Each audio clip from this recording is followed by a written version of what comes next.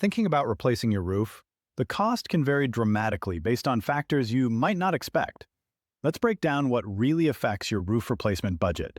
First up, roof size and pitch. It's obvious that larger roofs need more materials and labor. But here's what many homeowners don't realize. Steeper roofs require extra safety equipment and more crew members, which can significantly increase your costs. Next, your material choice matters more than you think. Asphalt shingles are affordable up front, but they don't last as long as metal, slate, or tile options.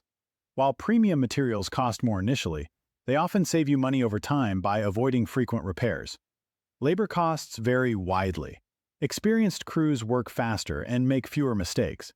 Complex roof designs with steep slopes take longer to install. Quality contractors include dedicated project managers on every job. It costs more, but it protects you from costly mistakes. Your roof's design also plays a major role. Hip and gable roofs with features like chimneys and skylights require more installation time, which directly impacts your total cost. Finally, don't skip permits. Local building permits are required and fees vary by location. Skipping this step can lead to fines or even having to remove your new roof entirely. Understanding these factors helps you budget wisely and make informed decisions.